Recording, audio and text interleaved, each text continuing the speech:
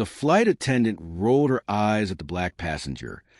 "Some people think they're so special," she muttered. When the woman asked for water again, slap, everyone froze. Then a coworker whispered, "Oh, God. Jessica, do you know who you just hit?"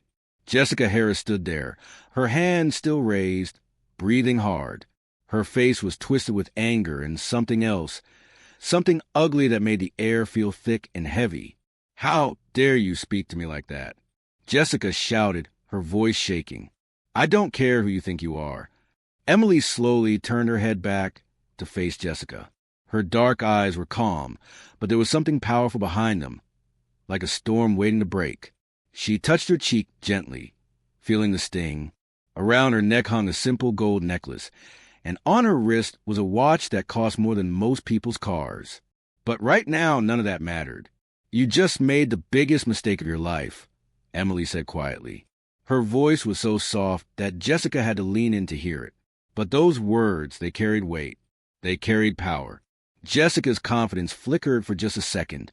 Something in Emily's eyes made her stomach twist.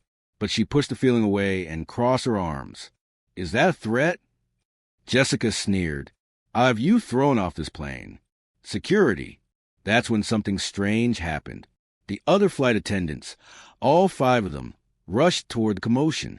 But they didn't grab Emily. Instead, they stopped a few feet away, their faces pale. One of them, an older woman named Margaret, gasped and covered her mouth. "Oh, no," Margaret whispered. "Jessica, what have you done?" "What?" Jessica snapped, spinning around to face her co-workers. This woman was being difficult. She was rude to me. I was just... "Jessica," another flight attendant interrupted, a young man named David. His voice was shaking. "Do you know who that is?" Jessica looked confused. She glanced back at Emily, then at David. "I don't care if she's a Queen of England. She doesn't get to." "That's Emily Robinson," Margaret said, her voice barely above a whisper. "She OWNS this airline." The words hung in the air like a bomb waiting to explode. Jessica's face went from red to white in seconds. Her mouth opened, then closed, then opened again. No words came out. Emily stood up slowly. She was tall, almost 6 feet, and right now, she seemed even taller. She straightened her blazer and looked around the cabin. Every single person was staring. Some had their phones out, recording. This moment was being captured from a dozen different angles. 7 minutes. Emily said, checking her watch. "That's how long you have left working for me." Jessica's legs felt weak. "Wait, I didn't know." "You don't understand." "Oh, I understand perfectly," Emily said, her voice still calm but carrying power that filled the entire cabin. "You judged me the moment I stepped onto MY plane. You saw my skin color. You saw a woman, and you decided I didn't deserve respect." "That's not," Jessica started, but her voice cracked. "I asked you for a glass of water," Emily continued, and now anger was creeping into her voice. "A simple glass of water. And do you remember what you said to me?" The cabin was so quiet. Everyone was listening. Jessica's face showed she remembered. She remembered exactly what she'd said. "You told me to wait my turn like everyone else," Emily said, even though first class was nearly empty, even though every other passenger had already been served. Then when I politely asked again, you rolled your eyes and said, "Some people think they're so special." An older gentleman in seat 3A nodded. "I saw the whole thing," he said loudly. "This young lady did nothing wrong. She was polite the whole time." "Me too," a woman across the aisle added. The flight attendant was incredibly rude from the start. Jessica's world was crumbling around her. She looked at her fellow flight attendants, hoping for support, but they were all backing away from her. Emily pulled out her phone. "Margaret," she said, not taking her eyes off Jessica. "You're the senior flight attendant on this aircraft, correct?" "Why, yes, ma'am," Margaret stammered. "Did you witness what just happened?" "Yes, ma'am. Every second." "Good." Emily tapped her phone screen. "Because in about 5 minutes, we're going to have a conversation I've been avoiding for far too long." Jessica found her voice again. "Please," she said, and now tears were forming in her eyes. Please, I'm sorry. I made a mistake. I didn't know who you were. That's the problem. Emily's voice suddenly rose, making everyone jump. It was the first time she'd raised her voice, and the power in it was shocking. You didn't know who I was, so you treated me like garbage. If you had known I was the CEO, you would have been all smiles and yes, ma'am, and right away, ma'am. But because you thought I was just a regular passenger, a black woman you could push around, you showed your true colors. The truth of those words hit Jessica like a physical blow. She stumbled backward. Emily's phone rang. She answered it immediately. This is Emily Robinson. Yes, I need you to pull the complete employment files for every crew member on Flight 447 from Cleveland to New York. Every single one. I want backgrounds, complaint histories, passenger feedback scores, everything. She paused. No, I don't care that it's 8 p.m. I want in my email in 5 minutes, or someone else will be looking for a new job too. She hung up and looked around at all the flight attendants. They were standing together now, nervous and scared. Mrs. Robinson. David said carefully, I know Jessica was way out of line, but the rest of us didn't do anything wrong. We? Didn't you? Emily cut him off. How long has Jessica been treating passengers this way? How many complaints have been filed about her behavior? And how many times did each of you see it and do nothing? The flight attendants looked at each other. The guilt on their faces told the whole story. Emily's phone buzzed. She looked at the screen and her expression darkened. She scrolled through something, her jaw tightening with each swipe. Unbelievable, she muttered. Then louder, Jessica Harris. 23 customer complaints in 8 months. 23. Multiple reports of rudeness, discrimination, and unprofessional behavior. And yet you're still here. Still wearing this uniform. Still representing MY Company. Jessica was crying now, full tears running down her face. Please, I need this job. I have bills to pay. You should have thought about that before you slapped me, Emily said coldly. Before you treated passengers, any passenger, with disrespect. Emily turned to address the whole cabin. Her voice was strong and clear. Ladies and gentlemen, I apologize that you had to witness this. I apologize that this is a level of service you've been receiving on Skyline Airways. But I promise you, that changes start today. Right now. She looked at her watch again. For minutes, Margaret stepped forward, trembling. Ma'am, if I may, I've been with this airline for 15 years. I've seen a lot of things, and I should have spoken up more.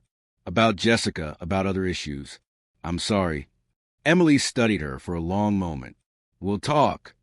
Then Emily's attention returned to Jessica, who was now sitting in one of the flight attendant jump seats, her face in her hands.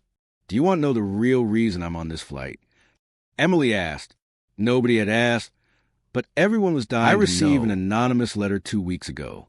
It said that some of my flight crews were mistreating passengers, specifically passengers of color. The letter said that complaints were being buried, that crew members were protecting each other, and that my airline, the company I built from nothing, was becoming known as the airline where discrimination was tolerated. Gasps echoed through the cabin. So I did what any good CEO would do, Emily continued. I decided to see for myself. I booked a ticket under a different name, dressed casually, and flew on random flights. This is my 7th flight in 2 weeks. And do you know what I found? The silence was deafening. The letter was right. Emily's phone buzzed again. She looked at it and nodded. 3 minutes. She tapped her screen and held the phone to her ear. This is Robinson. I'm on Flight 447. I need you to prepare immediate termination paperwork for. She paused, looking at each flight attendant. 6 employees. Yes, 6. I'll send you the names and details in the next 2 minutes. I also need you to contact airport security. I want these individuals escorted from the aircraft the moment we land. 6, David exclaimed. But we didn't. You didn't stop it, Emily said firmly. You saw our treatment of passengers and did nothing. That makes you complicit. Every single one of you saw how Jessica spoke to me, and not one of you stepped in until after she slapped me. Where were you when she was being rude? Where were you during those 23 complaints? Emily started walking down the aisle, and people instinctively moved aside. She had the presence of a queen, powerful, commanding, impossible to ignore. When we land in New York, she said, addressing the entire cabin again, every passenger on this flight will receive a full refund, a voucher for 2 free flights anywhere Skyline Airways travels, and a personal apology letter from me. This is not how my company operates. This is not what I built. She stopped and turned back to the flight attendants. 2 minutes. Jessica finally looked up. Her eyes were red and puffy. I'm sorry, she whispered. I'm so sorry. I was having a bad day, and I took it out on you, and I was wrong. I was so wrong. Please, I know I don't deserve it, but please give me another chance. I'll do better. I swear I'll do better. Emily walked back to stand directly in front of Jessica. For a long moment, she just looked at her. The entire plane held its breath. You're right, Emily said quietly. You don't deserve another chance. Not from me. Not from this company. And certainly not from the hundreds of passengers you mistreated over the past 8 months. But nothing, Emily interrupted. Let me tell you something about me, Jessica. I started this airline 12 years ago with one plane that I bought with my life savings, and alone, I worked 3 jobs to pay back. Do you know why I started it? Jessica shook her head. Because I was tired of being treated exactly the way you treated me today. I was tired of being ignored, dismissed, and disrespected every time I flew. I was tired of seeing other people, good people, get the same treatment. So I decided to build something different, something better. Emily's voice grew passionate, powerful. I hired people who I thought shared that vision. People who understood that every passenger, every single passenger, deserves respect and dignity. I didn't build this company so that people like you could turn it into exactly what I was trying to escape. The captain's voice suddenly came over the intercom. Ladies and gentlemen, this is Captain Anderson. We'll be landing in New York in approximately 45 minutes. Flight attendants, please prepare the cabin for landing. But nobody moved. Emily checked her watch one final time. 7 minutes have passed. She tapped her phone and started typing rapidly. The sound of her fingers on the screen was the only noise in the cabin. When she finished, she looked up at the 6 flight attendants. It's done, she said simply. You're all terminated, effective immediately. Security will be waiting when we land. You'll be escorted off the plane, and your personal belongings will be sent to you within 48 hours. HR will contact you regarding your final paychecks and benefits. Jessica made a sound like a wounded animal. The other flight attendants looked stunned, frozen in place. But Emily wasn't finished. She raised her voice so everyone could hear. Tomorrow morning, I'm calling an emergency meeting with every department head in my company. We're going to review every policy, every complaint, every single aspect of how we treat our passengers and how we handle our employees. Things are going to change. Then Emily did something that shocked everyone even more than anything that had happened so far. She sat back down in her seat, pulled out a tablet, and started working as if nothing had happened, as if she hadn't just fired 6 people, as if she hadn't just been slapped in the face. The passengers slowly started whispering to each other. Phones were still recording. This story was going to be everywhere by tomorrow. Jessica remained in the jump seat, sobbing quietly. The other flight attendants stood around awkwardly, not knowing what to do. Technically, they still had to do their jobs for the next 45 minutes. But how do you serve drinks and check seatbelts when you've just been fired? Margaret finally stepped forward. Ma'am, she said to Emily, I know you've made your decision, and I respect that. But may I ask one question? Emily looked up from her tablet. Go ahead. What happens to the passengers now? I mean, we're still in the air. Who's going to? You are, Emily said. All of you. You're going to finish this flight professionally and safely. Then, when we land, you're going to face the consequences of your actions or inactions. But right now, these passengers still need service, and you're still getting paid for the next 45 minutes. So do your jobs. It was a command, not a request. Slowly, mechanically, The flight attendants moved back to their positions, but the energy had completely changed. Passengers who would normally ignore the flight attendants now watched their every move. Every drink served, every interaction was being scrutinized.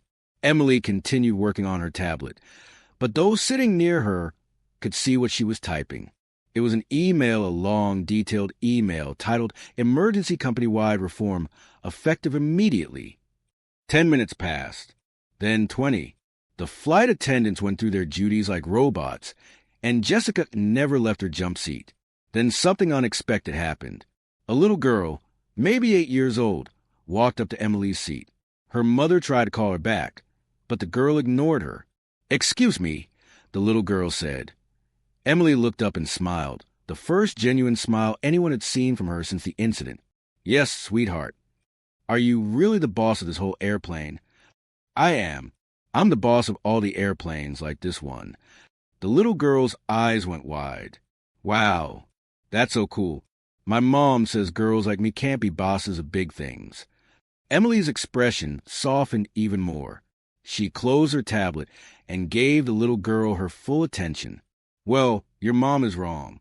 Girls like us, can be bosses of anything we want. We just have to work hard, believe in ourselves, and never, ever let anyone tell us we're not good enough. Even if people are mean to us. Especially if people are mean to us," Emily said. "That's when we have to be strongest." The little girl smiled big. "I'm going to be a pilot someday." "Then you will be a pilot someday," Emily said firmly. "And when you are, I want you to send me a letter and tell me about your first flight." "Deal, deal." The girl ran back to her seat, bouncing with excitement. Her mother mouthed, "Thank you," to Emily, tears in her eyes. Emily watched the little girl go, and for just a moment, her tough exterior cracked. Anyone watching could see the emotion on her face, not anger or power, but something deeper, purpose, meaning, the reason she'd built her airline in the first place. Then her expression hardened again as she looked toward the flight attendants. The plane began its descent into New York. The captain made the standard announcements. Tray tables up, seat backs forward, electronic devices away. But as the wheels touched down and the plane taxied toward the gate, everyone knew this wasn't a standard landing. This was history. This was a moment that would be talked about for years. Through the windows, passengers could see something unusual. There were more vehicles than normal waiting at the gate. Security vehicles, black SUVs, news vans in the distance. Word had already spread. The plane came to a complete stop. The seatbelt sign dinged off, but nobody moved. Emily stood up and looked at Jessica one last time. "What you did today, slapping me, that was assault. I could press charges. I could make this a legal nightmare for you." Jessica's face went even paler. "But I'm not going to," Emily continued. "Do you know why?" Jessica shook her head. "Because you're getting fired, losing your job, facing public shame. That's punishment enough. That's what happens when you treat people the way you've been treating them. Actions have consequences. And today, you learned it the hard way." The plane door opened. 6 security officers entered the aircraft, along with 2 HR representatives and someone in a suit who was clearly a lawyer. "Escort these 6 individuals off the plane," Emily instructed, gesturing to the flight attendants. "Make sure it's done respectfully but firmly, and make sure it's documented." As the security officers moved forward, Jessica finally stood up. She looked at Emily one last time. "I really am sorry," she said. "I know you are," Emily replied. "You're sorry you got caught. You're sorry you slapped the CEO instead of a regular passenger. But are you sorry for how you've been treating people all along? I don't think so. I think you're just sorry you have to face consequences." With that, Jessica was let off the plane, followed by the other 5 flight attendants. Passengers watched in stunned silence as they disappeared down the jetway. Only then did Emily turn to address the cabin one final time. "Ladies and gentlemen, thank you for your patience today. What you witnessed was unacceptable, and I take full responsibility for allowing a culture where it could happen. But I promise you, on everything I built, that this is the beginning of real change. Someone started clapping, then another person, then another. Within seconds, the entire plane was applauding, and several people were cheering. Emily smiled, but it was a tired smile. A smile that said this battle was won. But the war was just beginning. As passengers began to deplane, many stopped to shake Emily's hand or take pictures with her. She graciously accepted, despite clearly being exhausted. The little girl who'd talked to her earlier ran up one more time. "Are you okay?" she asked, touching the spot on Emily's cheek where she'd been slapped. Emily knelt down to the girl's level. "I'm okay, sweetheart. Sometimes strong people get hurt, but that doesn't mean we stop being strong. Remember that." "I will," the girl promised. Finally, the plane was empty except for Emily and the captain, who had emerged from the cockpit. "Mrs. Robinson," Captain Anderson said, I had no idea any of this was happening with my crew. If I had known." "We'll talk," Emily interrupted. "Tomorrow, my office, 9 a.m. sharp." The captain nodded and left, his face pale. Emily was alone in the cabin now. She sat back down in her seat and let out a long, shaky breath. For the first time all evening, she allowed herself to feel the full weight of what had happened. Her cheeks still stung. Her heart was racing. And somewhere deep inside, there was hurt, not from the slap, but from knowing that her dream, her company, had allowed this kind of behavior to fester. She pulled out her phone and looked at the dozens of messages flooding in. News outlets wanted statements. Her lawyers were asking for guidance.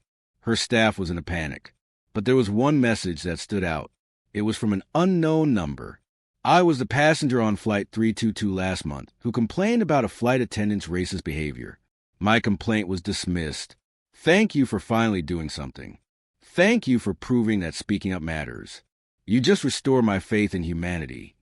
Emily read the message 3 times. Then she saved it. Because that's what this was really about. Not revenge. Not power. Not even justice. Exactly. It was about making sure that little girl who wanted to be a pilot would enter a world where she'd be judged by her skills and character, not by the color of her skin.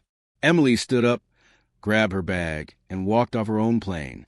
As she stepped into the terminal, cameras flashed. Reporters shouted questions. But Emily held up one hand, and somehow everyone went quiet. "I'll give you one statement and one statement only," she said. "Then I'm going home to process what happened today."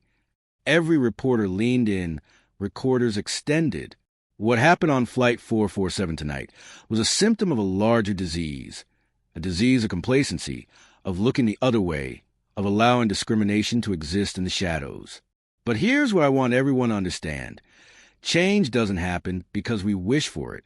Change happens when we're willing to make hard decisions, to stand up even when it costs us something, and to demand better from ourselves and others. She paused, making eye contact with several cameras. Tonight, 6 people lost their jobs. But hundreds of thousands of passengers will now be treated with the respect they deserve. That's not a tragedy. That's accountability. That's what happens when we finally say enough is enough. "Mrs. Robinson," a reporter called out, "what would you say to Jessica Harris if she's watching this?" Emily thought for a moment. "I'd say, I hope you learn from this.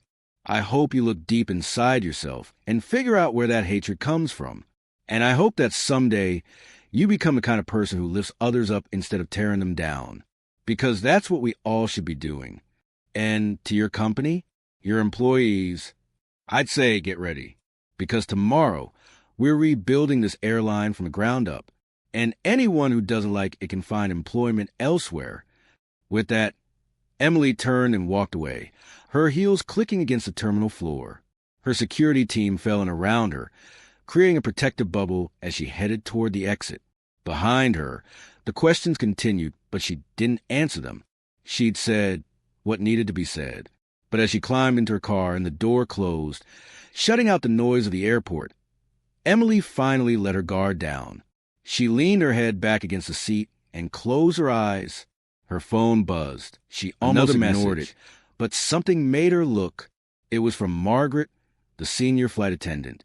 "Mrs. Robinson, I know I don't deserve your time or consideration, but I need you to know that what happened tonight opened my eyes. I've been complicit in a broken system for too long. If there's any way I can help make things right, even without my job, please let me know.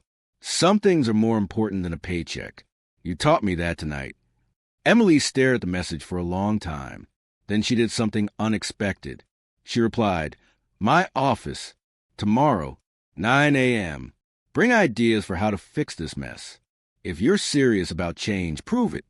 She hit send, then turned off her phone completely. The car pulled away from the airport, carrying Emily to her home.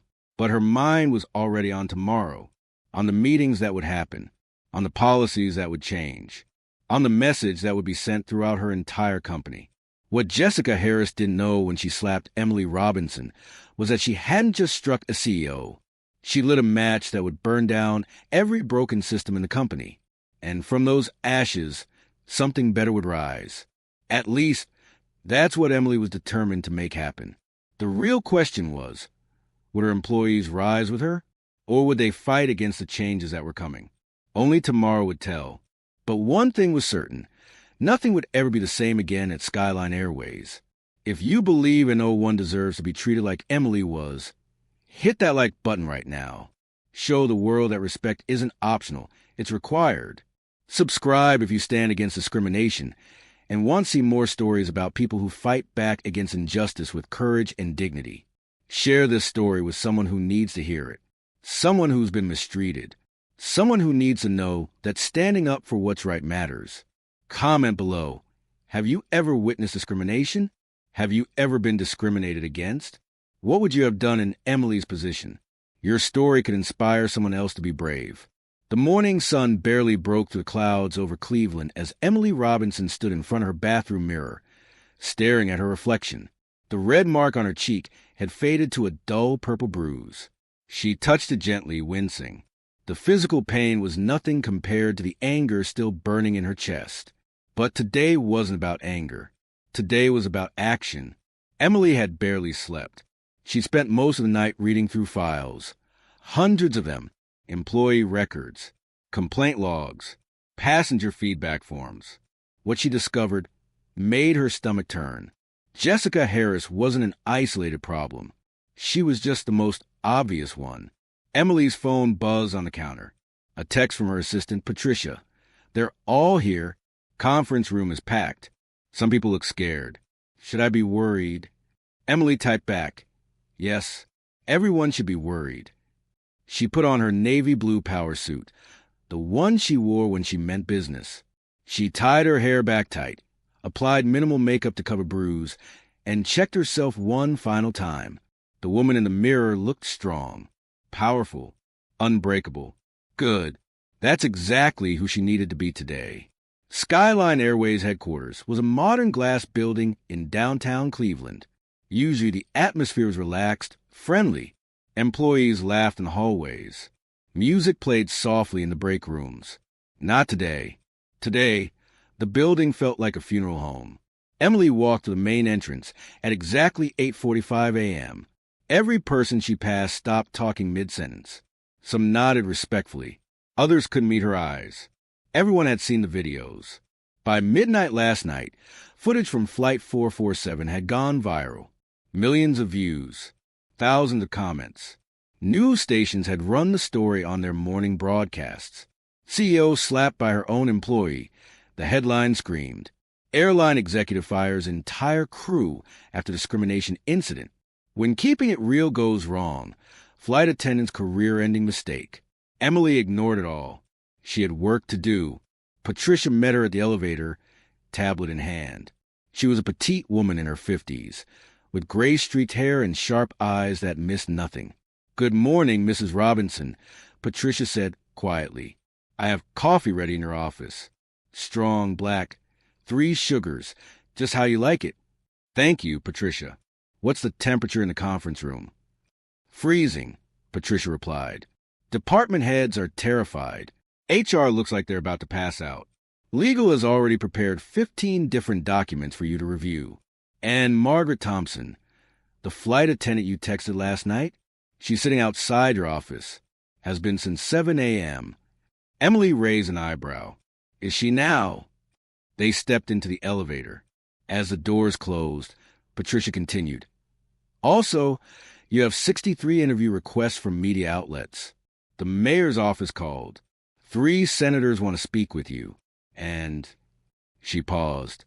Jessica Harris's lawyer sent a letter threatening a lawsuit for wrongful termination and assault. Emily laughed. Actually laughed. It was cold and sharp. Assault? She slapped me. They're claiming you provoked her with aggressive behavior and that firing her was retaliation. Of course they are. Emily shook her head. Send it to legal. They'll handle it. What else? Stock prices dropped 2% this morning. Investors are nervous about the publicity. They'll recover, Emily said confidently.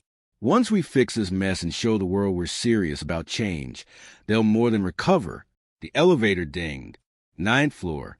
Executive level. The doors opened, and Emily stepped out into chaos. Her executive assistant's desk was surrounded by people. Employees wanted to talk, reporters who'd somehow gotten past security, vendors worried about contracts. Everyone wanted a piece of her attention. Clear this floor, Emily said loudly. Now, if you don't work on this floor, you have 30 seconds to get on that elevator before I have security remove you. People scattered like roaches when the lights turn on. Within seconds, the hallway was empty except for one person sitting calmly in a chair outside Emily's office. Margaret Thompson. She stood up when she saw Emily, her hands clasped nervously in front of her. She looked like she hadn't slept either. Her eyes were red, her clothes slightly wrinkled, so different from the crisp uniform she'd worn yesterday. Mrs. Robinson, Margaret said, her voice steady despite her obvious nervousness. Thank you for giving me this chance. Emily studied her for a long moment. You have exactly 15 minutes to convince me you're worth saving. Come in. They entered Emily's office, a large corner space with floor-to-ceiling windows overlooking the city. Emily's desk was neat, organized, powerful. On the wall behind it hung a photo of a single small airplane, the first plane she'd ever owned. A reminder of where she'd started. Sit, Emily commanded, pointing to a chair across from her desk. Margaret sat, and Emily noticed she brought a folder stuffed with papers. Talk, Emily said simply. Margaret took a deep breath. I've been a flight attendant for 15 years. Before yesterday, I thought I was good at my job. I thought I treated people well. But last night, I went home and I really thought about what you said, about being complicit. And you were right. She opened her folder. I made a list. Every time I saw Jessica or another crew member treat a passenger badly, and I said nothing. Every complaint I heard about in the break room that I dismissed as just people being dramatic. Every time I chose comfort over courage. She slid the papers across the desk. There are 47 incidents on this list. 47 times I could have spoken up and didn't. Emily picked up the papers and scanned them. Her jaw tightened with each line she read. Flight 209. Passenger with disability asked for assistance. Jessica told her to figure out herself. Flight 331. Black family seated in first class. Jessica checked their tickets 3 times and called security, claiming they looked suspicious. Flight 156. Elderly woman didn't speak English well. Jessica mocked her accent in front of other passengers. On and on it went. A catalog of cruelty and discrimination. Emily set the papers down carefully, though her hands were shaking with rage. Why now? Emily asked. Why did it take me getting slapped for you to suddenly develop a conscience? Margaret flinched but didn't look away. Because I was scared. Scared of making waves. Scared of being labeled a troublemaker. Scared of losing my job. She paused. But yesterday, watching you stand up even after being assaulted, watching you risk your company's reputation to do the right thing, I realized I've been a coward, and being a coward is worse than losing a job. Do you know what this list tells me? Emily asked. That I deserve to be fired? No. Emily stood up and walked to her window, looking out over the city. It tells me you're capable of change. Someone who wasn't could never have written this list. They'd still be making excuses, blaming everyone else. She turned back to Margaret. Here's what's going to happen. You're not getting your job back as a flight attendant. Margaret's face fell, but she nodded. I understand. You're getting a different job, Emily continued. I'm creating a new position, Director of Passenger Experience and Crew Accountability. Your job will be to make sure what happened yesterday never happens again. You'll review complaints, observe flights, train crew members, and report directly to me. You'll be the person who does what you should have been doing all along. Speaking up, Margaret's mouth fell open. Mrs. Robinson, I don't understand. Why would you trust me with that? Because people who've made mistakes and learned from them are often the best teachers, Emily said. And because you're the only employee who showed up here this morning ready to face what you did wrong instead of making excuses. Tears formed in Margaret's eyes. I won't let you down. I know you won't. Because if you do, you're not just fired. You're done in this industry forever. I'll make sure of it. The threat hung in the air, but so did the opportunity. Now get out, Emily said, not unkindly. Go to HR. They'll process your new position. And Margaret, start reviewing those files I sent you last night. I want a preliminary report on my desk by 5 p.m. today. Yes, ma'am. Margaret stood, clutching her folder. Mrs. Robinson, thank you for the second chance and for showing me what real strength looks like. She left, closing the door softly behind her. Emily sat back down at her desk and pulled up her computer. The conference room meeting started in 10 minutes. Time to face the rest of her leadership team. Patricia's voice came through the intercom. Mrs. Robinson, the mayor is on line 3. He's insisting on speaking with you before your meeting. Emily sighed, put him through. There was a click, then a smooth politician's voice. Emily, I saw the news. Are you all right? I'm fine, Mayor Daniels. What can I do for you? Well, I'm calling to offer support, of course. This must be a difficult time. I want you to know the city stands with you. Emily smiled, but it wasn't friendly. She knew exactly what this call was really about. That's very kind. And what would you like in return for the support? There was a pause. Politicians hated it when you cut through their nonsense. Well, Mayor Daniels said carefully, there's the matter of the airport expansion project we discussed. If Skyline Airways could commit to... No, Emily said flatly. I'm sorry. You heard me. No, I'm not making business deals while I'm dealing with a crisis in my company. And frankly, Mayor, if you're only calling to offer support because you want something, then your support isn't worth having. She could hear him sputtering on the other end. Call me when you actually care about what happened, Emily said, not when you're trying to exploit it for political favors. Goodbye, Mayor. She hung up before he could respond. Patricia's voice came through again, sounding impressed. You just hung up on the mayor. He'll get over it, Emily replied. Is the conference room ready? Yes, ma'am. They're waiting for you. Emily stood, straightened her jacket, and grabbed the file she prepared. It was time. Time to find out who else in her company had been part of the problem. Time to separate the people who wanted to fix things from the people who just wanted to protect themselves. Time to show everyone that yesterday wasn't a moment of anger. It was the beginning of a revolution. Emily walked out of her office and toward the conference room. With every step, her resolve strengthened. By the time she reached the conference room doors, she wasn't just Emily Robinson, CEO. She was a force of nature about to change everything. She opened the doors. 24 faces turned to look at her.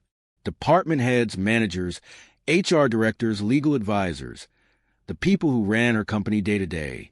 And in that moment, seeing their nervous faces, their guilty expressions, their fear, Emily knew exactly which ones had known about the problems and done nothing. Her eyes swept across the room, landing on each person for just a second.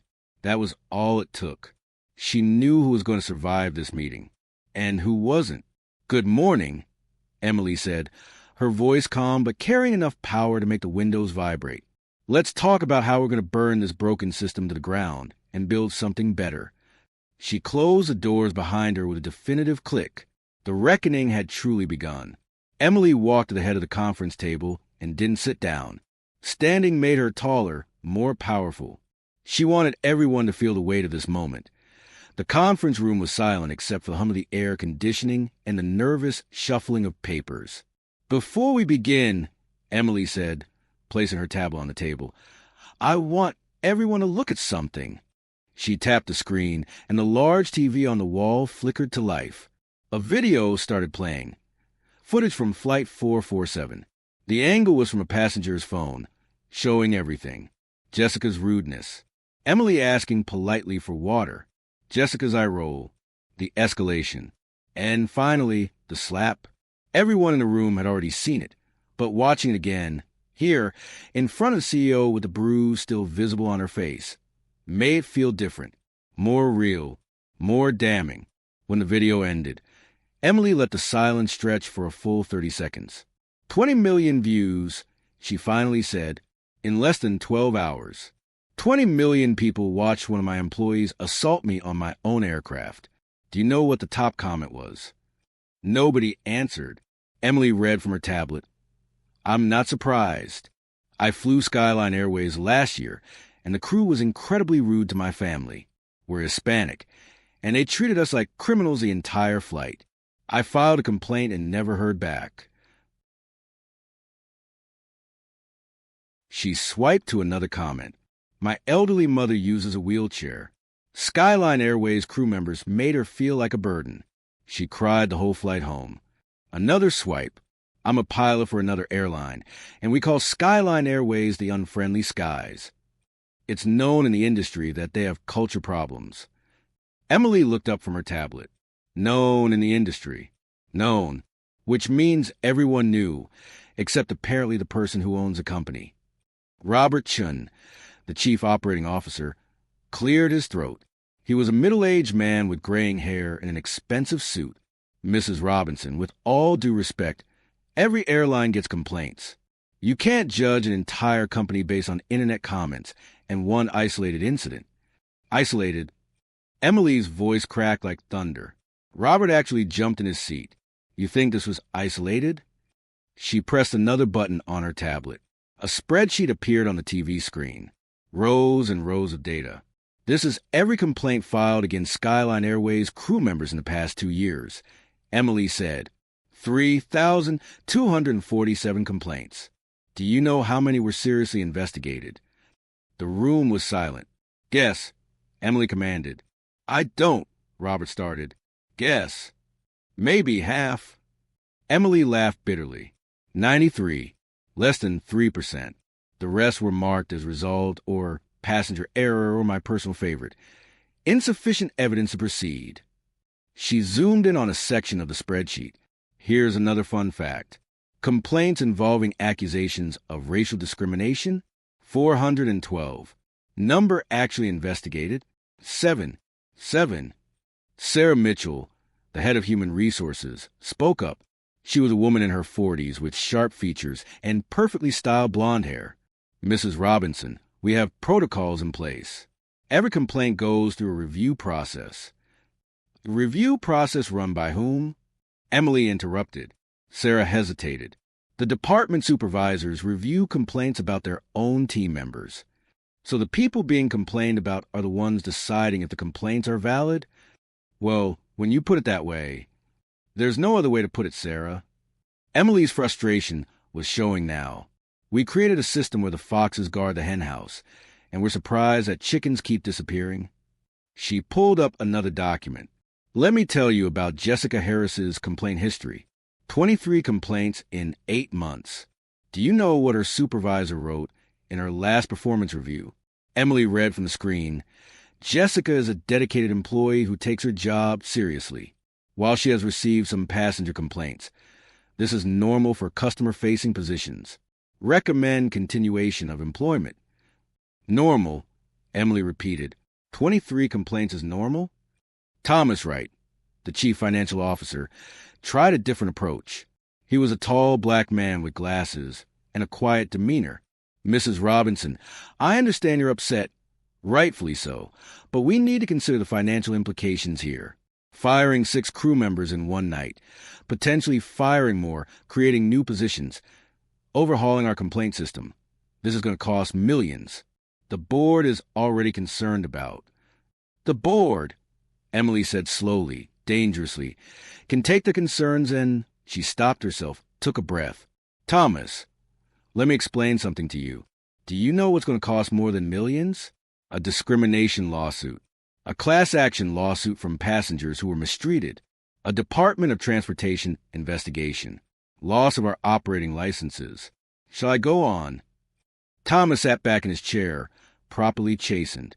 Emily walked along the table, making eye contact with each person. Every single person in this room failed. You failed. She pointed at Sarah. You failed. She pointed at Robert. You failed. She pointed at Thomas. You all failed. She stopped at the window, looking out over the city. I built this company with my bare hands. I worked 18-hour days. I cleaned planes myself. I flew routes when pilots called in sick.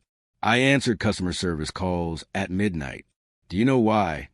Nobody answered, but she could feel them listening. Because I believed in something, Emily continued. I believed we could create an airline that treated every passenger, like they mattered, like they were important, like they deserved dignity and respect regardless of their race, their age, their income, their appearance.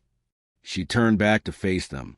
But somewhere along the way, while I was busy growing the company and trusting you all to maintain our values, we lost our way. We became exactly what I was trying to escape. Emily walked back to her seat at the head of the table and finally sat down. So here's what happens now. I'm going to go around this table, and each of you is going to tell me 3 things. First, what you knew about the problems in your department. Second, what you did about it. And third, what you're going to do differently starting today. She looked at Robert. We'll start with you, since you seem to think this is all isolated. Go ahead. Robert shifted uncomfortably. Mrs. Robinson, I oversee operations, which includes crew scheduling and assignment. I knew there were some complaints about certain crew members, but I trusted the supervisors to handle. You trusted them, Emily interrupted. Even though the complaints kept coming, even though passengers kept calling our customer service line upset, I didn't know the extent. Because you didn't look, Emily said. What else? Robert swallowed hard. There was a meeting 6 months ago where a supervisor mentioned that Jessica Harris was becoming a problem. I told him to document everything, but to give her a chance to improve. And did you follow up? I know. I didn't follow up. So you knew we had a problem employee. You did nothing, and then you were surprised when she assaulted me on camera? Emily's voice was cold. What are you going to do differently? I'll implement weekly reviews of all complaint data. I'll personally meet with supervisors about problem employees. I'll create an escalation protocol so issues reach me faster. Good, Emily said. You just saved your job. Barely. She moved to the next person, David Park, the director of customer service. He was a young man, barely 30, who looked like he wanted to disappear into his chair. David, your department receives the complaints first. Talk. David's voice shook. I knew we had high complaint numbers. I brought it up twice in quarterly reports, but I was told it was within industry standards and not to worry about it. Who told you that? Emily asked sharply. David glanced at Robert. Mr. Chin said that every airline deals with complaints and that we shouldn't overreact. All eyes turned to Robert, whose face turned red. Is that true, Robert? Emily asked, her voice deadly quiet. I may have said something like that, but nothing. Emily cut him off. You actively discourage people from investigating complaints? She made a note on her tablet. We'll come back to that. David, continue. I started flagging complaints that mentioned discrimination or repeated problems with specific crew members, David said. Speaking faster now. I created a tracking system to identify patterns. But when I sent the data to HR for action, nothing happened. All eyes shifted to Sarah Mitchell. Emily didn't even have to ask. Sarah's face was pale. We were understaffed. We couldn't investigate every complaint. We had to prioritize based on severity. And you decided, Emily said slowly, That racial discrimination wasn't severe? That's not what I meant. Then what did you mean, Sarah? Emily leaned forward. Because from where I'm sitting, it looks like you received evidence of ongoing discrimination and chose to ignore it. We investigated the ones that had clear evidence. Sarah protested weakly. Clear evidence? Emily repeated. Let me tell you about clear evidence. She pulled up another file on the screen. March 15th, passenger named Kenya Johnson filed a complaint. She's a black woman, traveling in first class. Jessica Harris asked to see her ticket 3 times, then asked how she could afford first class, then accidentally spilled water on her. Kenya sent photos of her ruined laptop, the wet seat, and a video of Jessica laughing about it with another crew member. What happened with that complaint, Sarah? Sarah's hands were shaking. I don't remember that specific case. Let me refresh your memory, Emily said coldly. Your department marked it as insufficient evidence and offered Kenya a $50 voucher. A $50 voucher for a destroyed $2,000 laptop and blatant discrimination. I didn't personally review. That's the problem. Emily's fist at the table, making everyone jump. You didn't personally review anything. You built a system that automatically dismisses complaints, and then you were behind that system when people were being hurt. Sarah was crying now, mascara running down her cheeks. I'm sorry. I'm so sorry. I was overwhelmed and I didn't think. You're fired, Emily said simply. The room gasped. What? Sarah looked up, shocked. You can't. I absolutely can, Emily said. You failed in the most fundamental way possible. You were responsible for protecting our passengers and our employees from discrimination, and instead, you protected the discriminators. Clear your desk. Security will escort you out within the hour. Please, Sarah begged. I have a mortgage. I have kids. I made mistakes, but... And Jessica Harris had bills to pay too, Emily said. But actions have consequences. You're done. She pressed a button on the phone in the center of the table. Patricia, send security to conference room A. Ms. Mitchell will be leaving the building. 2 security officers appeared within minutes. Sarah gathered her things, sobbing, and was let out of the room. The remaining people at the table looked terrified. Good, Emily thought. They should be. Anyone else want to tell me how they didn't know, or didn't think it was that bad, or were too busy to care? Emily asked. Silence. That's what I thought, Emily said. Now, let's talk about what happens next. She stood again, pacing at the head of the room. Effective immediately, we're implementing the following changes.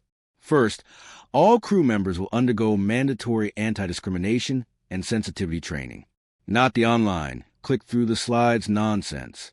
Real training, in person, with accountability. She looked at Robert. You're going to personally oversee that. Consider it your redemption project. Robert nodded quickly. Second, Emily continued, we're creating an independent complaint review board. It will include employees from different departments, passenger advocates, and outside consultants. No more having supervisors investigate their own people. She pointed at David. You'll chair that committee. And David, if you ever let someone tell you not to worry about complaints again, you come directly to me. Understood? Yes, ma'am, David said, looking both terrified and grateful. Third, we're implementing a zero-tolerance policy. Any crew member who receives 3 verified complaints about discrimination or mistreatment is immediately suspended pending investigation. 5 complaints, and they're terminated. No exceptions. No second chances beyond that. Ma'am, a voice spoke up. It was Linda Vasquez, the VP of Marketing. She was a woman in her 50s with kind eyes. I support everything you're saying, but won't this make it difficult to maintain staffing levels? If we're firing people, then we'll hire new people, Emily said firmly. Better people. People who actually believe in treating passengers with respect.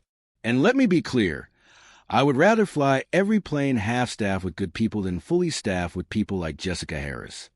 She paused and added, also, starting today, I'll be flying randomly on our aircraft, unannounced, in regular seats. I'll continue to book tickets under different names. And any crew member who treats any passenger with disrespect will answer to me personally. The implications of that hung in the air. Emily Robinson, watching, always watching. Fourth, Emily said, we're reaching out to every passenger who filed a discrimination complaint in the past 2 years. Every single one. We're going to apologize, offer compensation, and ask them to tell us their stories.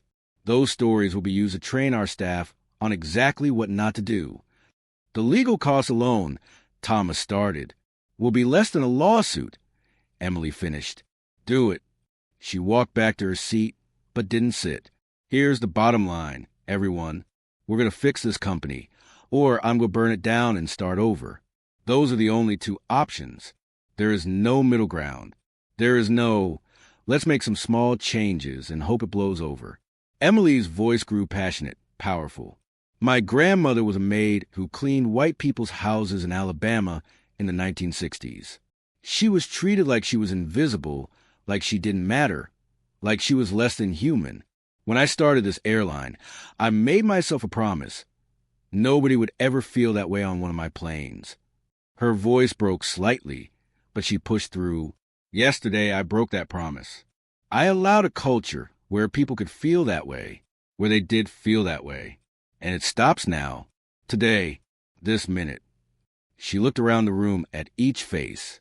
So, I need to know, are you with me? Are you ready to do the hard work of fixing this? Or do you want to leave like Sarah just did? Slowly, one by one, people nodded. I need to hear it, Emily said. I need each of you to say out loud whether you're committed to this change. I'm in, Robert said immediately. I'm committed, David added. Absolutely, from Linda. Around the table it went, each person pledging their support. When everyone had spoken, Emily finally allowed herself a small smile. Good, because we have a lot of work to do. She glanced at her watch. We've been in here for 2 hours. I'm giving everyone the rest of the day to think about what we discussed and to start implementing changes in your departments. Tomorrow morning, 8 a.m. sharp, I want preliminary reports on my desk detailing your action plans. People started gathering their things, relieved the meeting was over. One more thing, Emily said, stopping them. The media is watching us. The whole country is watching us. Everything we do from this moment forward will be scrutinized. So I need you to understand, if anyone leaks confidential information, makes excuses in public, or tries to downplay what happened, you're fired. We control our narrative, but we do it with truth and transparency. Clear, clear, everyone responded. As people filed out, Robert approached Emily. Mrs. Robinson, I just want to say, I'm sorry. You trusted me with operations, and I let you down. It won't happen again. You're right. It won't. Because if it does, you won't just be fired. I'll make sure everyone in the industry knows why. Your reputation will be finished. Robert nodded, understanding the threat. I'll earn your trust back. I promise. After he left, Emily was alone in the conference room. She sat down heavily in her chair and let out a long breath. Patricia entered with fresh coffee. You did good in there, she said quietly. Did I? Emily asked tiredly. I fired someone. I threatened everyone else. I turned this company upside down. And we're just getting started. That's exactly what needed to happen, Patricia said firmly. You know what my daughter told me this morning? She's 16. She said, Mom, I'm proud you work for Mrs. Robinson. She's what a real boss looks like. Emily felt tears prick her eyes but blinked them away. Tell your daughter thank you. Patricia set the coffee down. There's someone here to see you. Says it's urgent.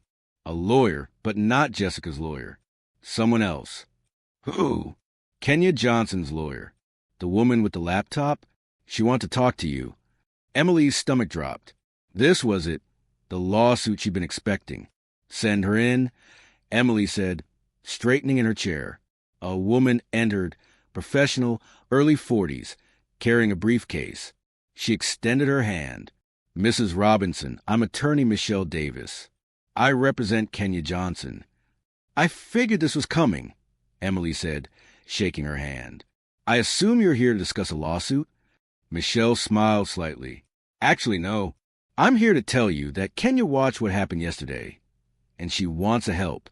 Emily blinked, confused. Help. She wants to testify about her experience, Michelle explained. She wants to be part of your review board. She wants to make sure what happened to her doesn't happen to anyone else. For the first time in 24 hours, Emily felt genuine hope. She would do that? Emily asked. After how we treated her? She would, Michelle confirmed. Because she said you did something yesterday that most CEOs would never do. You admitted there was a problem and took immediate action. She respects that. Emily sat back, overwhelmed. Tell her yes. Tell her I would be honored to have her help. Michelle pulled out a business card. She'll want to hear that from you personally. Call her. After Michelle left, Emily sat alone with Kenya's business card in her hand. One conversation. One moment of treating someone with basic human dignity. That's all Jessica had to do. But she hadn't. And now, everything was changing. Emily picked up her phone to call Kenya. But before she could dial, an alert popped up on her screen. Breaking news. Former Skyline Airways flight attendant Jessica Harris speaks out. I'm the real victim here. Emily clicked the link, and her blood ran cold. Jessica had gone to the media, and she was telling a very different version of yesterday's story. Emily's hand tightened around her phone as she watched the video. Jessica Harris sat in someone's living room, tissues in hand, tears streaming down her face. I made a mistake, Jessica sobbed into the camera. But I'm not a racist. I'm not a bad person. Mrs. Robinson provoked me. She was rude and aggressive from the moment she boarded. I felt threatened. The interviewer, some local news reporter hungry for clicks, leaned in sympathetically. So you're saying the CEO of the airline was threatening you? Yes. Jessica nodded vigorously. She kept demanding things, raising her voice, making me feel small. When I tried to do my job, she became hostile. I reacted badly, I admit that, but people need to know the truth. I was defending myself. Emily felt her jaw clench, so hard her teeth hurt. And now she's destroyed my life. Jessica continued, crying harder. She fired me and 5 other innocent people. People with families. People with bills. All because she wanted to make an example of us. She's using her power to crush people who can't fight back. The reporter asked, What do you want people to know? Jessica looked directly into the camera. That rich, powerful people can get away with anything. They can assault you, provoke you, ruin your life, and everyone will believe them because they have money. Where's the justice for working people like me? The video ended. Emily sat perfectly still for a moment, processing what she'd just seen. Then she picked up her phone and called Patricia. Did you see it? Emily asked. Everyone's seen it. Patricia replied grimly. It's already got 500,000 views. Comments are divided. Divided. Some people are calling her out for lying, but others... Patricia hesitated. Others are saying maybe she has a point. That maybe you were too harsh. That maybe rich people always get to control the narrative. Emily stood up and walked to her window. Down below, she could see news vans pulling up to the building. They're here, aren't they? The reporters. Front lobby is swarming. Security is holding them back, but they're demanding a statement. Good, Emily said, because I'm going to give them one. Are you sure that's wise? Patricia asked nervously. Legal will want to review anything you say. I don't care what legal wants, Emily interrupted. Jessica just declared war. And if there's one thing I learned building this company, it's that you don't win wars by hiding. 20 minutes later, Emily stood in the lobby of her building, facing a dozen cameras and twice as many microphones. Her security team flanked her, but she told them to stand back. She wanted people to see her face clearly, including the fading bruise on her cheek. I'll make a brief statement, then take a few questions, Emily announced. Her voice was calm, controlled, powerful. The reporters surged forward, shouting questions, but Emily held up one hand and they quieted. I just watched Jessica Harris's interview, Emily began, and I want to address her claims directly, because the truth matters. She paused, making eye contact with several cameras. Jessica said I was rude and aggressive. Here's the truth. I asked for a glass of water. When I was ignored, I asked again politely. That's when Jessica rolled her eyes and made a dismissive comment. There are 30 witnesses on that plane who saw everything. There is video from multiple angles. I have already provided copies to my legal team. A reporter shouted, but Jessica says she felt threatened. Jessica felt threatened by a woman sitting calmly in her seat asking for water? Emily's eyebrow raised. Then perhaps Jessica was never qualified to be a flight attendant in the first place. Because if a simple, polite request from a passenger makes you feel threatened enough to slap them, you have no business working in customer service. Another reporter. What about her claim that you're just a rich person using power to destroy working-class people? Emily's expression hardened. Let me tell you about power and class. I grew up poor. My mother worked 3 jobs to keep food on our table. I put myself through college working nights at a diner. When I started this airline, I was $30,000 in debt and sleeping in my office because I couldn't afford rent. Her voice grew more passionate. I know what it's like to be powerless. I know what it's like when someone with authority treats you like you're nothing. That's exactly why I built this company. To create something different. So don't you dare let Jessica Harris turn this into a story about rich versus poor. This is about right versus wrong. But you fired 6 people in one night. I fired 6 people who failed to do their jobs. Emily cut in. Jessica received 23 complaints in 8 months. 23. And her supervisors did nothing. The other 5 crew members witnessed ongoing discrimination and abuse of passengers and said nothing. They weren't innocent bystanders. They were complicit. A reporter from a major network spoke up. Mrs. Robinson, some people are saying this is all for publicity, that you're using this incident to get attention for your airline. Emily actually laughed, a sharp, bitter sound. Publicity? My company's stock dropped. I've got investors panicking. I'm facing potential lawsuits. I've had to fire employees and overhaul entire departments. You think I wanted this? She shook her head. I wanted to drink my water and fly to New York in peace. But Jessica Harris decided to slap me instead, and now here we are. What do you say to people who support Jessica? I say, watch the videos. All of them. Listen to the witnesses. Look at her complaint history. Then ask yourself, do you really believe I provoked someone into assaulting me on camera just so I could fire them? Does that make any sense? Emily took a breath, composing herself. Look, I understand why some people might sympathize with Jessica. Nobody wants to see someone lose their job, but actions have consequences. If Jessica had treated me with basic respect, the same respect she should show every passenger, we wouldn't be here. She made a choice. Now she's facing the results of that choice.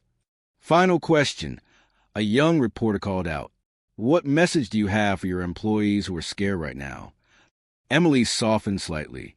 If you're doing your job with integrity, if you're treating every passenger with dignity and respect, you have nothing to fear from me. But if you've been cutting corners, ignoring complaints, or discriminating against passengers, then yes, you should be scared. Because this company is changing, and people who can't change with it won't be here much longer. She started to turn away, then stopped. One more thing. Jessica said I'm destroying her life. But let me ask you all something. How many lives has she destroyed? How many passengers went home feeling humiliated, disrespected, discriminated against? How many people filed complaints that were ignored? How many people chose never to fly with us again because of how she treated them? Emily's voice grew stronger. Jessica had every opportunity to change. 23 complaints means 23 chances to do better. She didn't take any of them. So forgive me if I don't feel sorry for her now. With that, Emily turned and walked back into her building, leaving the reporter shouting questions behind her. Back in her office, Patricia was waiting with a tablet. It's already trending, she said. Social media is blowing up. Emily looked at the screen. The hashtags were brutal. Hashtag Justice for Jessica versus hashtag Stand with Emily. The internet was at war. Half the people think you're a hero, Patricia reported. The other half think you're a villain abusing your power. I don't care what they think, Emily said, though her tight expression suggested otherwise. What matters is the truth. Her phone buzzed. A text from an unknown number. This is Kenya Johnson. I saw your press conference. You're even stronger than I thought. Whatever you need from me, I'm here. Another message came in, this time from Margaret. Just saw the news. Jessica is lying, and everyone on that plane knows it. I'm documenting everything I remember. We'll prove the truth. Then another message, and another. Passengers from Flight 447, crew members from other flights, even employees from different airlines, all reaching out to offer support and testimony. Emily felt a small smile form.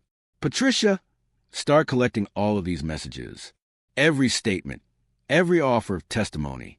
We're going to need them. For what? For when Jessica decides her media tour is enough, Emily said grimly, for when she actually sues me. As if summoned by the words, Patricia's phone rang. She answered, listened, and paled. Mrs. Robinson, Jessica's lawyer just filed a lawsuit.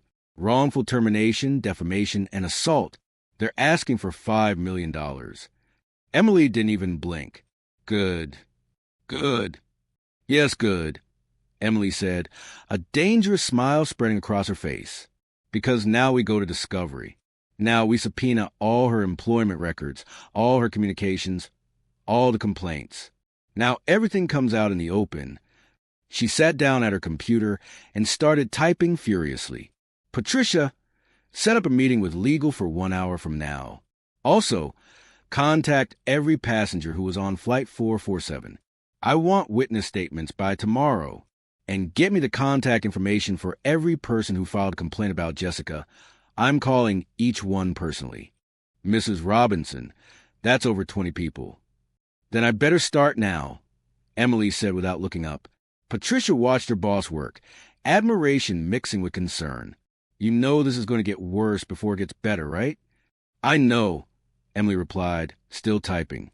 But I didn't build a company by backing down when things got hard. Jessica wants a fight?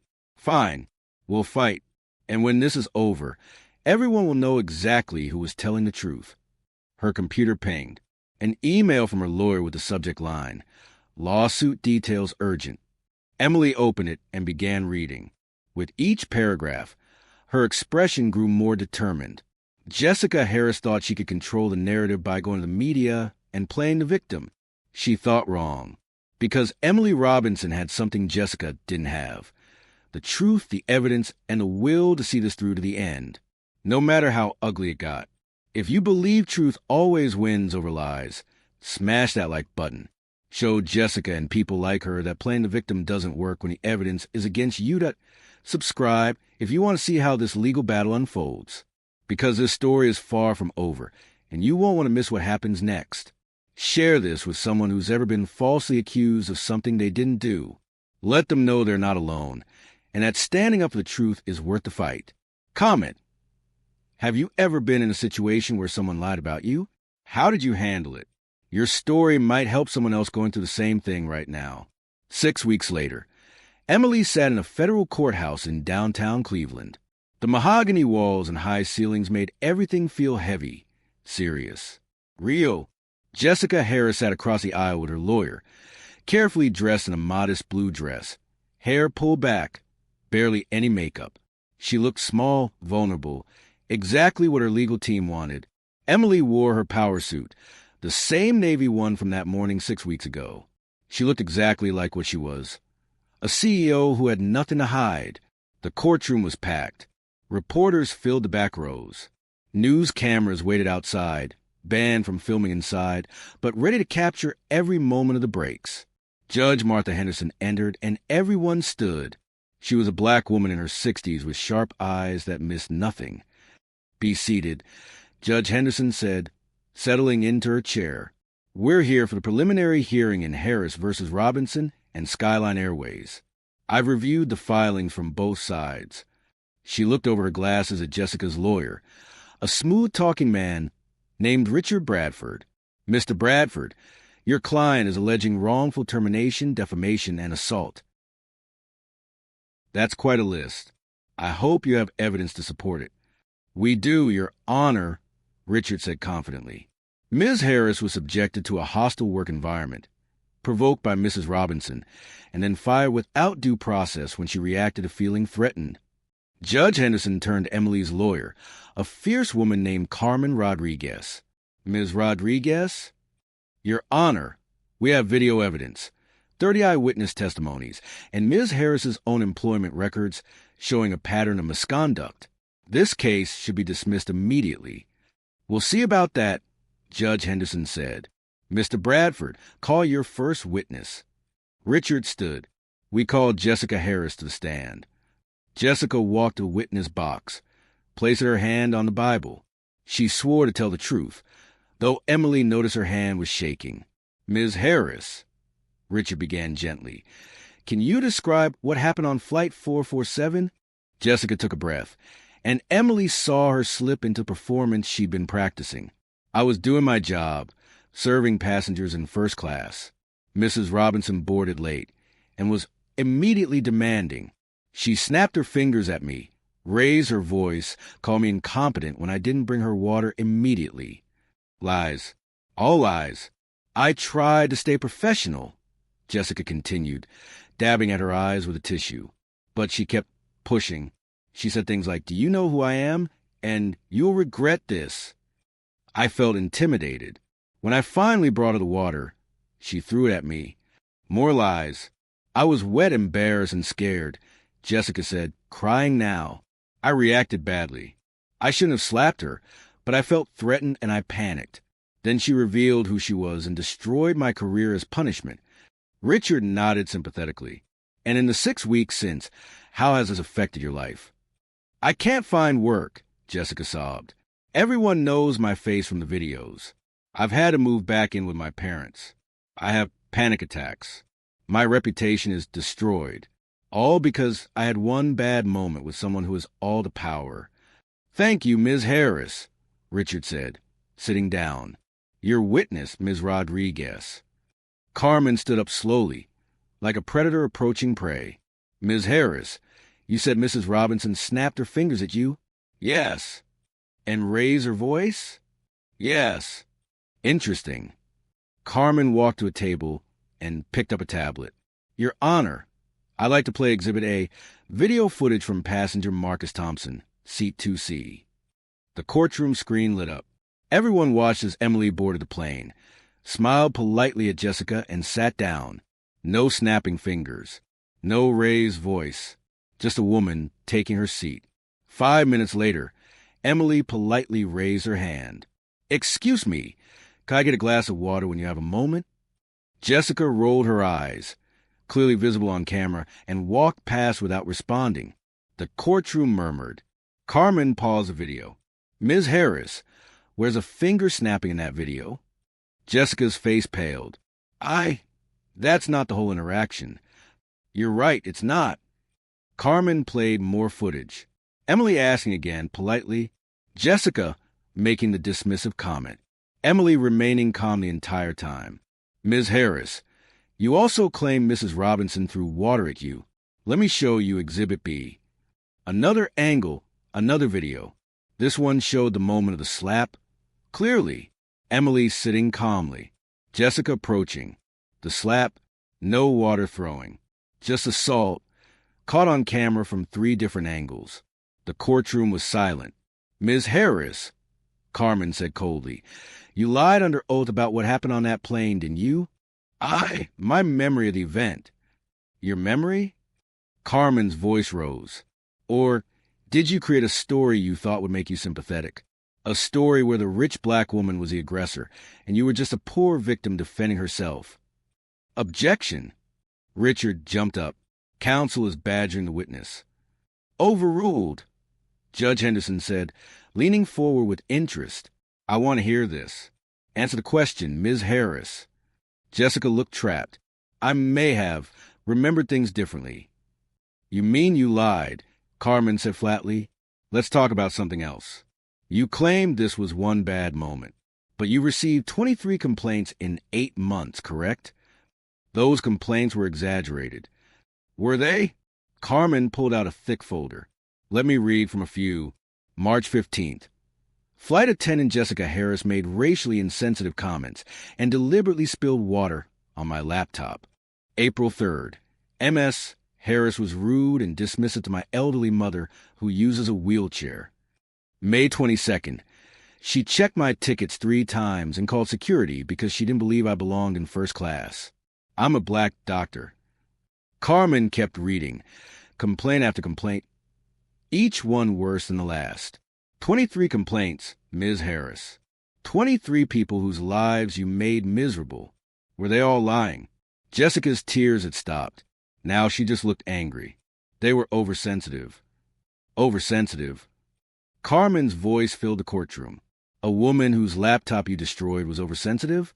An elderly woman you mocked was oversensitive? Families you humiliated were oversensitive. I didn't. Yes, you did. Carmen slapped the folder down on the witness stand. And worse, you never thought you'd face consequences for it.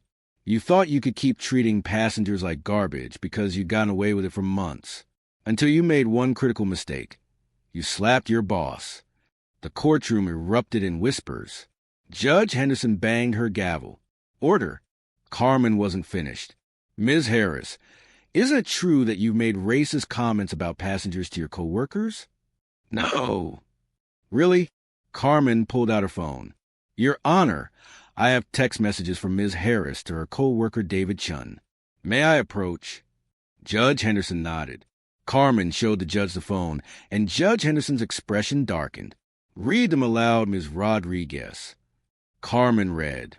Text from Jessica to David, April 10th. Why do these people always think they can afford first class? David responds, what people? Jessica responds, you know exactly what people. They probably use food stamps to buy the tickets. The courtroom gasped. Another text, May 5th. Carmen continued. Had to deal with another diversity hire today. They let anyone fly these days.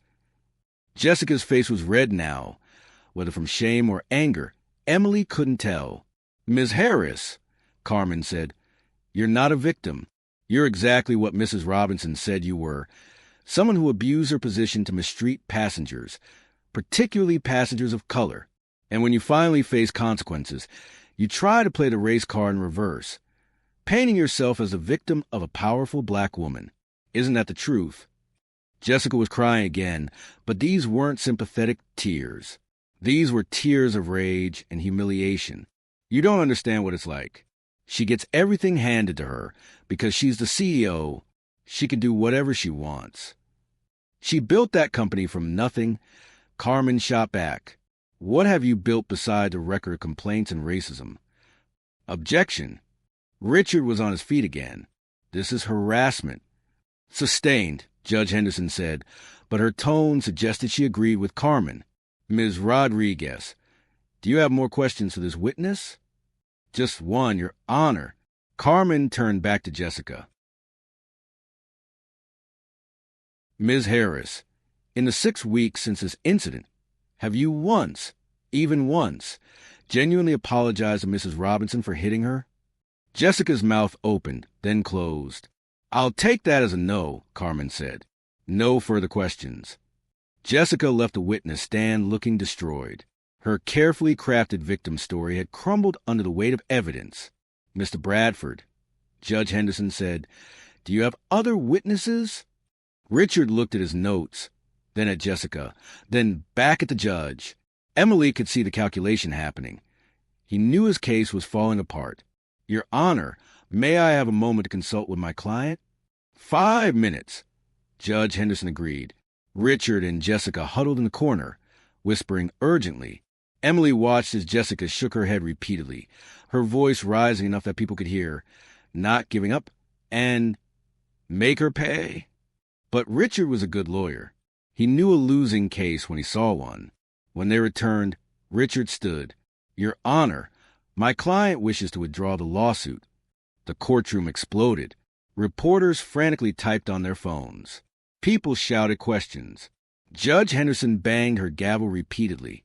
Order, order in this court. When silence finally fell, the judge looked at Jessica with something like pity. "Ms. Harris, do you understand what withdrawing means? It means you're admitting you have no case." Jessica nodded stiffly, not looking at anyone. "Very well." Judge Henderson made a note. Case dismissed. "Ms. Harris, I strongly suggest you use this as an opportunity for self-reflection. Ms. Rodriguez, does your client wish to pursue perjury charges for false testimony?" Carmen looked at Emily, who shook her head slightly. "No, Your Honor," Carmen said. "Mrs. Robinson believes Ms. Harris has faced sufficient consequences." Judge Henderson nodded approvingly. "Mrs. Robinson, I've been a judge for 23 years. I've seen a lot of cases. But I want to commend you for how you've handled this situation. You could have pressed charges for assault. You could have buried this young woman in legal fees. Instead, you've shown restraint while still standing firm for what's right. That takes character." Emily stood. "Thank you, Your Honor. I just want my airline to be a place where everyone is treated with dignity." "I believe you've made that happen," Judge Henderson said. "Court is adjourned." The gavel fell one final time. As people filed out, Jessica approached Emily. Her lawyer tried to stop her, but she pushed past him. "This isn't over," Jessica hissed quietly. "You've ruined my life." Emily looked at her with something that might have been compassion. "No, Jessica, you ruined your own life. I just stopped letting you ruin other people's." Jessica opened her mouth to respond, but no words came.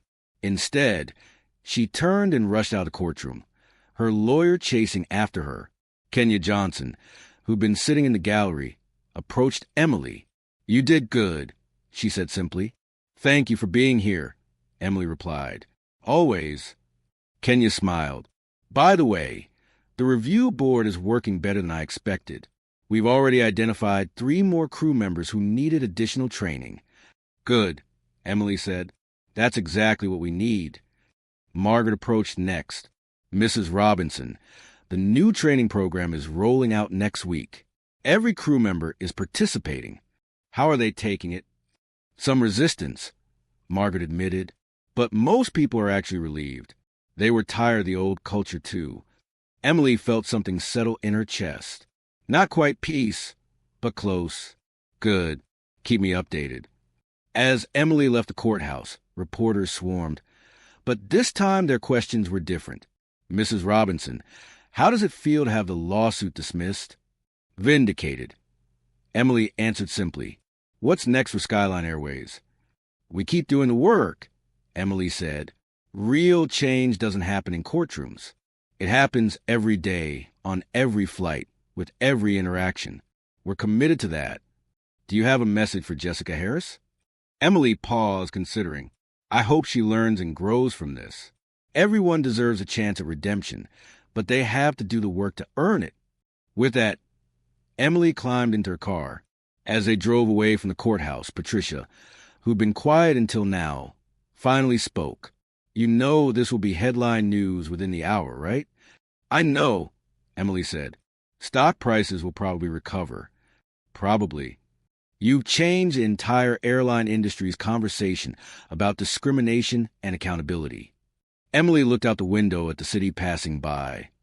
Her city, the place where she'd built her dream. "Good," she said softly. "Then maybe that little girl who wants to be a pilot will have an easier time than I did." And for the first time in 6 weeks, Emily Robinson smiled. A real smile, full of hope and determination. The fight wasn't over. It would never really be over. But today, truth had won, and that was enough.